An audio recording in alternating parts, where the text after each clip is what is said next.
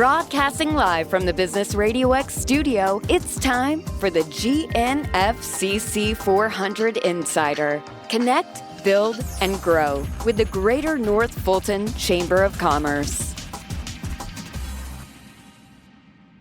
Hello and welcome to the GNFCC 400 Insider, the monthly radio show and podcast presented by the Greater North Fulton Chamber. I'm Callie Boatwright, President and CEO of the Greater North Fulton Chamber, and today we will be reflecting on our very successful 2022 Chamber Year and discussing organizational plans for 2023. 2023 happens to be the Chamber's 50th anniversary. And joining me as guests today are our current and incoming chair. Our 2022 chair is James Holmes, Senior Vice President and Market President, Northeast Atlanta for Truist. Welcome, James. Thank you, Callie. And taking the helm from him as 2023 chair is Danielle Cheung, Senior Vice President and Market Executive for Bank of America. Hi, Danielle. Hey, Callie. Thank you so much for having us today. Delighted to be here. We are so happy to have you both here today. For our radio show, we always start off with hearing a little bit about your background. So if you can share with us a bit about yourself, your background, and what led to your what you do now, and of course, how you got involved with the Chamber. Why don't we start ladies first, Danielle? Okay, great. So I am currently the market executive for business banking here at Bank of America, and my job is to run the team of individuals that service mostly privately owned businesses in and around the Georgia area. We cover just north of Macon to the top of the state, and I've got a team of 60 plus professionals that cover that segment. And in terms of why the Chamber, so in 2015, I moved here from New York, and it was my job to really develop a presence here in Atlanta. And I quickly realized that North Fulton was such an important part of the greater Atlanta area and such an important part of what would fuel growth for my business. And so I had one meeting with the Chamber. I was invited to attend the gala. And from there on, I was hooked. I realized how critically important this the Chamber would be in future business growth and helping to develop this geography, ensuring the success of its members. And we have really Bank of America has really benefited from being a Chairman's Circle member because we have seen greater visibility in our business and what we do, and certainly love our partnership with the Chamber and our ability to help drive some of the economic growth in this region. Thank you. That's great. I always like people who get excited and come to the gala and get engaged for the rest of their lives. So we're glad to have you as the new chair. I was totally hooked on gala and I was all in. Well, good. That's why we do these things. So that's always good news. James, how about you? Well, involved with Truist Bank, I run our Northeast Atlanta market, which is kind of Forsyth, North Fulton, and Gwinnett County. And so we help our clients, kind of privately held clients, also very similar to what Danielle does, but we look at clients and helping them in their life cycle of their business. So if you think of an individual business, it's very similar to your children. You're having a conversation with them when they're 5, when you're teaching them how to ride a bike, but it's a different conversation when you're giving them the keys to the car for the first time. So we help them from the start of their business always all the way up to transition, or if that means even becoming a publicly traded company. How I got involved with the Chamber, I think both BB&T and Legacy SunTrust were involved with the Chamber for years. I got involved in 2015 when I was promoted to this area. And I always had a passion. I think what we try to do from our mission is help communities. And when you think about a community and you think about what it's made up of, it's the individuals, it's the government, it's the businesses. And when they succeed, we succeed. And so instead of just giving dollars, I'm a firm believer you also put your time and talents involved. And that's how I got involved. And then I'll tell you the other story. I guess I missed a meeting and then you could pick me. But no, I'm joking. But very passionate, got involved on the executive board, chaired different committees, and then was asked to be chair. And I really have enjoyed it. Well, you did a great job, and I know we're going to hear some more about that. So let's just jump right into it. Maybe we can talk a little bit about the big move and all of the accomplishments that the Chamber enjoyed as it was becoming greater in 2022. James, can you tell us a little bit about the grand opening in our new office space at 10,000 Avalon? So I think that was a big thing. We had worked through that, even through Lindsay, our prior chairs. We made the decision to move. And I think what it did for us, if anyone knows the area here, there's not a lot of meeting space. Very challenging, very costly meeting space. And so having a place where businesses can come together, conduct, and fellowship was big. And we're the center of that. The other piece that this did, and I think this ties into, and I'm sure Danielle will talk about our strategic plan. It gave us the ability to talk to a lot of the business leaders of the different cities and look at us from a different perspective.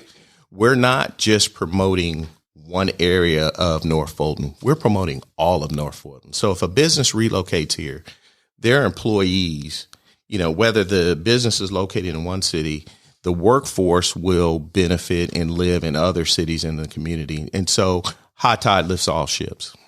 Absolutely. And we're excited to be in Avalon and in an area that's thriving and certainly seen as sort of the jewel of North Fulton. So we're delighted to be there. And you're right, because we're right there on Georgia 400. You have certainly that access and that tie-in to the technology corridor. How about you personally, James? Maybe tell us a little bit about your experience serving this year as chair and the things that made your year so unique. And you can even tell us what made you the most proud this year. So I think a couple of things. One, we did receive the Georgia Association of Chamber of Commerce Executives prestigious award of Georgia Certified Chamber. I think that's the first time we've done that. It is. In the 50-year history. We're coming off the 5-star accreditation we received from the U.S. Chamber.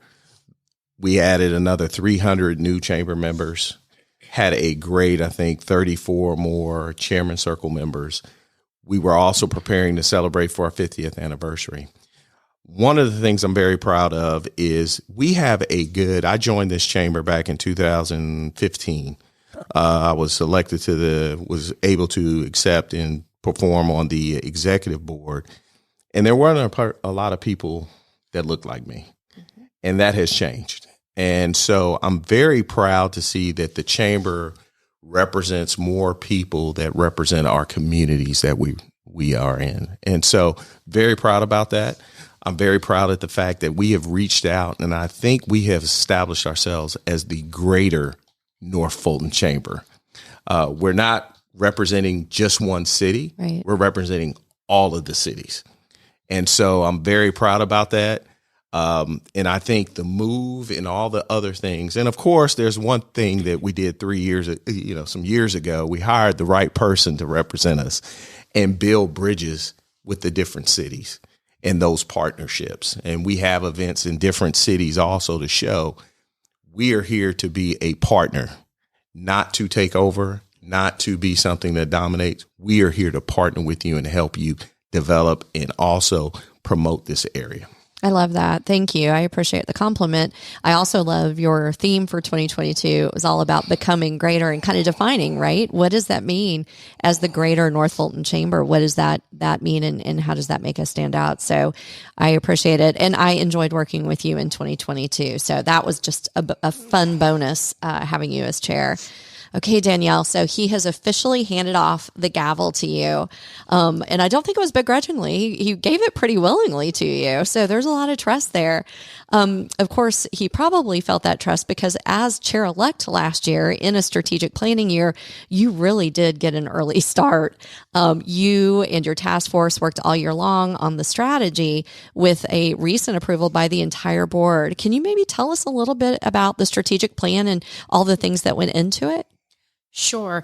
So first, I want to say thank you for making that the job of the chair-elect. And I did not know about that when I accepted the job of chair-elect. Did I forget to mention that? It might have been a little so sorry. oversight. No, but it was actually very exciting to be part of that because, and I'll tell you, let me start by explaining the process, and that was really what made it so exciting.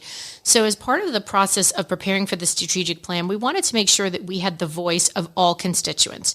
So we had meetings with the mayors of all of our constituent cities. We took an all-member survey of all of our existing members. We reached out to members of the community that were not, people in the community that were not members of the chamber to get their input.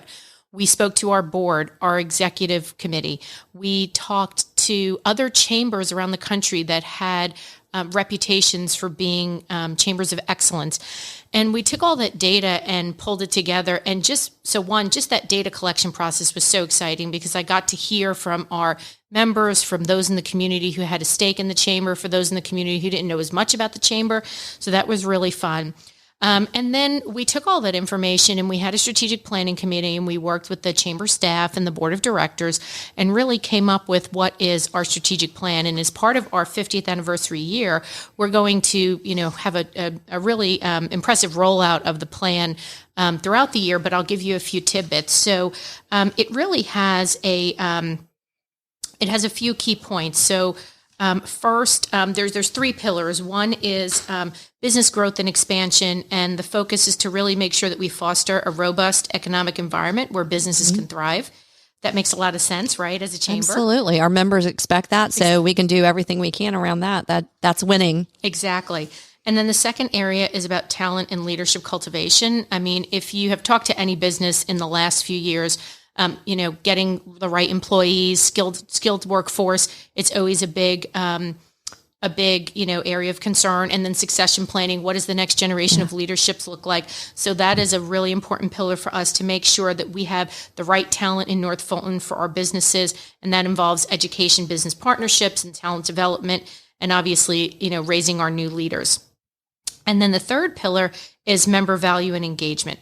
So we want to make sure that we provide meaningful opportunities for connection and collaboration across our region.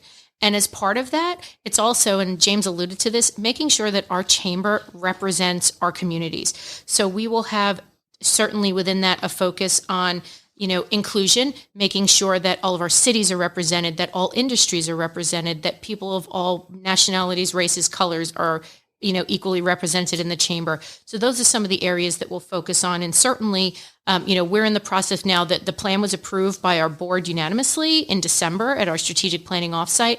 And now we're working on putting the committees and staff teams together to actually create the tactics that will execute on those three areas. So now the work begins. That's right. Well, although I might not have mentioned it up front, I cannot imagine a better person heading up that strategic planning committee and really being serious about it. I mean, it's one thing when you've got board members who say, yeah, you should go do all that. And it's a very different thing when you've got board members. I had 5 of you who were jumping in and making calls to chambers of commerce and asking them what their secret sauce was and getting details. And so it certainly was able to move us a lot further along in the process. So I'm grateful for that as well. So this is your year. So I'm going to ask you sort of the same question as James. For you personally, what do you think is most important to the vision you have as chair this year in 2023? Sure. Well, unlike James, I haven't come up with my slogan yet, so I've got to work on that. Year, man. It's the middle of. I'm not sure if you need a slogan when you have a 50th anniversary, so I got to think about that. That's so true. we'll figure that one out.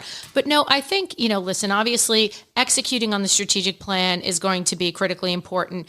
Celebrating our 50th anniversary. You only have a 50th anniversary once. And so really making sure that, and this is going to be a year-long celebration. It obviously kicked off with our gala this past weekend, but there's going to be so much more to come.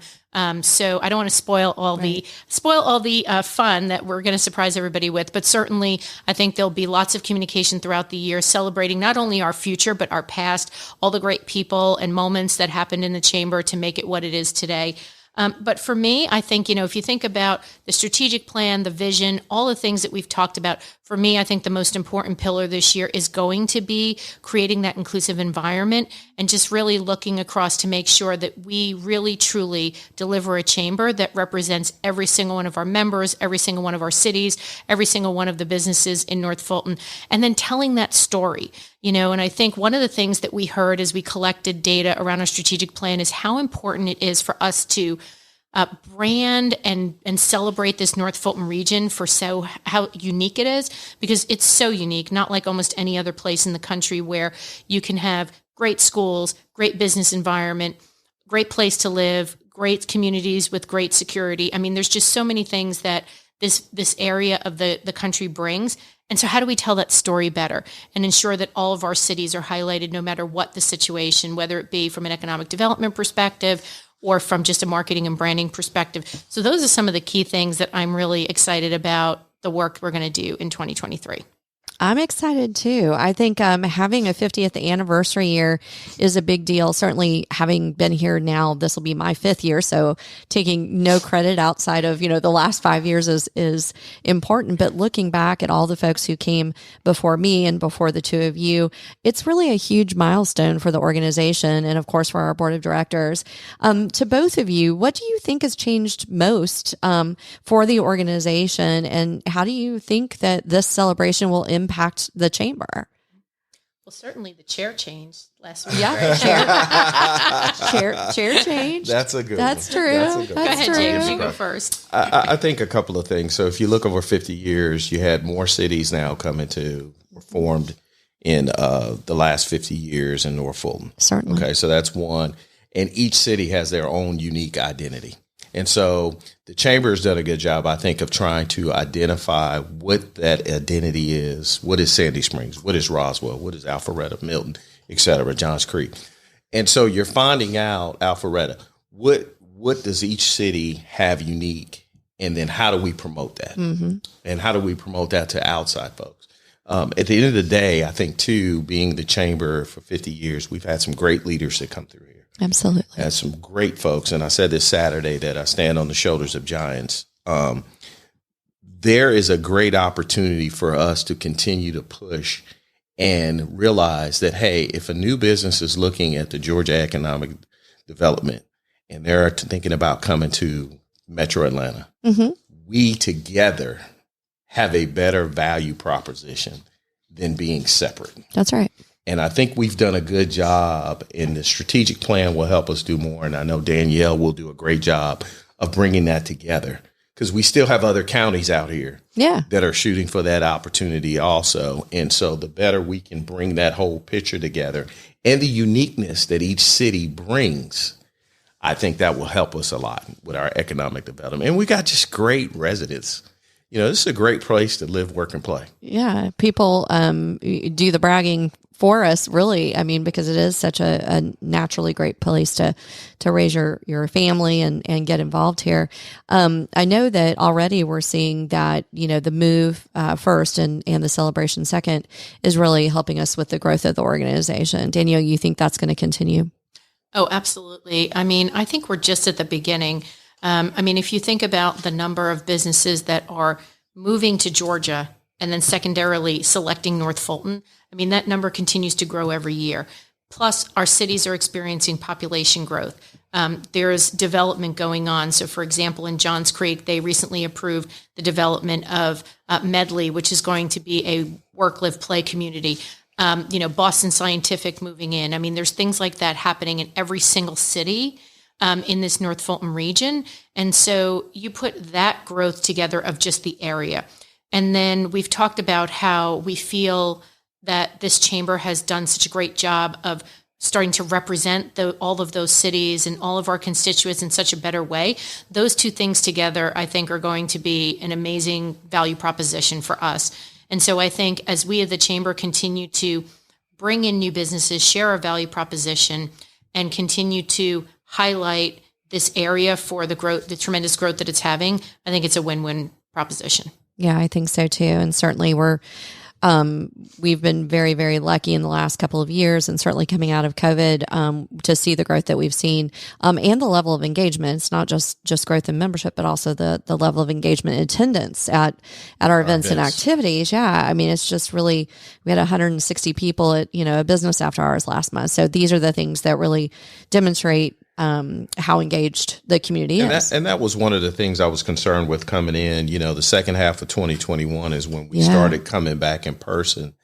And so we had some good crowds early, but the question was, in 2022, would that sustain? Right. And it did. It did, indeed. And it did. And that tells me we also provide a great value that people want to, I call butts out of the seat. Right, You leave your office, you leave your home, and you come to an event because you feel there's a value, something you're going to learn or benefit from.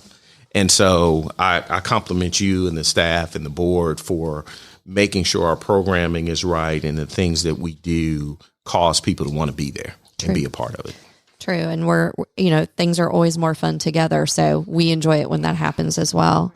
Well, and I think that if I could just add, Of course. I think that because I have to brag on Callie and her team, because they did such a great job during the pandemic of not losing contact with their members. I mean, just the virtual programming, the touches, the services that they were offering during the pandemic that really made our members understand that chambers are not just about coming to attend an event. There's so much more that they bring. And even if you're not at that event, that chamber is working for you every day. And I think everybody saw that through 2020 and 2021 when we couldn't be together. And then when you added on being able to come back in person and, bringing back the programming and the events and put that together with the value that they bring every day, it just made it even more impactful. No, that makes complete sense. And so at the end of your 2022 year and passing the gavel actually on Saturday, right? So very recently to be able to pass the gavel at our annual meeting and induct Danielle officially as our new chairman of the board. James, this is your opportunity to provide any advice that you would give Danielle to make her year successful. I would say two things. One, know that your members, your volunteers are very passionate, and don't underestimate their ability to rise to the occasion. I think sometimes we get a little concerned that we're putting too much on some of the volunteers and the folks involved with the organization, but they're passionate enough to step up. And so don't be afraid to push that piece. The second piece is just be conscious of the passion that people have for their cities. Don't lose fact that a lot of the passion is the individuality of each city. Make sure we incorporate that as a collective, and don't forget certain cities have certain cultures, certain personalities, and be conscious of that and make sure that you address that. But I think at the end of the day, we've got great mayors. We've got great leadership in each of these cities. I think everyone from your doing the strategic plan understands what we're trying to do here as a chamber of promoting the region. And I think you're going to do a great job. Just don't do better than me and Lindsay. But just do enough. Stop right there at 99, not 100. Don't roll 100. Well, and Lindsay, we did a show with Lindsay, right? When you were the incoming person. What do you wish you had known before you became chairman of the board that you can maybe share with I'm going to go to the same thing that Lindsay said. I didn't know about the public speaking that much. And so I was more about thinking, okay, a couple events and that's it. And it was a lot more, but I enjoyed it. I really enjoyed it, getting in front of the audience, connecting with folks, and then just really making time. I think one thing I would give you, make time when you can. We have a day job. You serve on different boards like me also aside of this. Make time when you can to really sit down with some of the key members that are passionate and hear what they're talking about the chamber. Whether that's a small business that's 2 employees or if it's a large business, because I think sometimes we can get busy and they have some great ideas about the chamber to keep people engaged, because the life of a chamber is really about engagement. If someone feels there's someone there that has a connection with them, that keeps them. And so if I had to do it all over again, one thing I would do is try to make more time in my schedule to meet with more people. I met with a lot of people, but if I could do more, I would. I want to go back to the part where you're involved in other things besides the Greater Norfolk Chamber. I'm sure you misspoke there. What? I'm sorry. All right. Well, Danielle, you've heard James' amazing advice and what he would do it if he had to do it all over again. So I have to ask you, what motivates you to enter into 2023 and lead this chamber? So first, I want to say thank you, James, for the advice. I will think that through for sure. And I have definitely had some conversations with some very excited and engaged members. And I look forward to continuing that, because you are right. It is so important to kind of hear the voices. And it really does help us kind of regroup and remember what we do here and why we do it. So to answer the second question, your question, Callie, about what motivates you to lead the chamber, I mean, first I have to say, just partnering with you and the amazing chamber staff is a privilege. I see the passion that you all bring to what we do here every day, and it's infectious and makes you want to be a part of it. So that's first and foremost. And then second, I mean, think about North Fulton. I mean, think about our cities. Why wouldn't I want to be a part of this? I mean, to have the ability to be the chair of the board of an organization that represents some of the best cities in the globe. And I'm partial. I live in North Fulton, but I have to say, I mean, just the privilege of being able to stand up and have a voice that can show the importance of this community, can talk about ways that we can bring people together to discuss growing businesses, making our communities thrive. I mean, that's an amazing honor. And I'm just so excited that I was, elected by the board those years back to kind of serve as chair. And it seemed so far away, but it came so quickly. But I'm thrilled and just honored to be doing this. I am so glad you're doing this. And James, I certainly appreciated the year that I got to work with you. You know that I have a propensity for lists and staying on track. So Danielle already has seen that. But I know that y'all have day jobs. And as chairman of this board, it's a volunteer position. So I'm very grateful that with everything else that you both have, that Danielle decided to take this on. And certainly it sounds like your motivation really comes from the fact that you just live in the best place in the world, which I concur with 100%. Agreed. And, I think that, it's important that we make time to do things that we're passionate about, but also to do things that make an impact and a difference. And I know that this chamber is making an impact and a difference in North Fulton and across our communities and for the businesses that we represent through members, but also the businesses that are out there that are not members that we're driving opportunity for every day. So it's important. And I'm sure I can find some time in between sleep and work and all the other things that happen every day. That's right. That's right. Well, I appreciate you both very much. It's important to let our listeners know how to find you. So, James, how about you? Can you just let me know website, maybe social media? How can people reach you? So LinkedIn is probably the best way to reach me. And then also my email address is james.holmes@truist.com. So if someone wants to send me an email directly, that's fine. But I'm also on LinkedIn. That's perfect. Danielle, how about you? Sure. So our website is obviously bankofamerica.com. But for me personally, LinkedIn is the best way to reach me as well. I'm in there as just Danielle Cheung. And actually on my profile is my email address, but I'll share it here. It's danielle.cheung@bofa.com. And I definitely welcome folks to reach out to me, especially this year as chair, if there's anything I can be doing to, help our chamber members, future chamber members, folks who are thinking about what we do here and want to learn more. Please feel free to reach out. And then if you can't find me, you can always reach me through the chamber and they know where to get me. We do. We absolutely do. I want to thank my guests for joining me today. And of course, for all of their time as leaders of this chamber. I also want to thank our listeners for joining us on the GNFCC 400 Insider presented by the Greater North Fulton Chamber. To listen to this show again or to hear any of our previous episodes, please visit GNFCC400insider.com. To find out more about the Greater North Fulton Chamber events and programs, including how you can join this growing chamber, visit GNFCC.com. Until next time, I'm Callie Boatwright, and this has been the GNFCC 400 Insider on Business RadioX.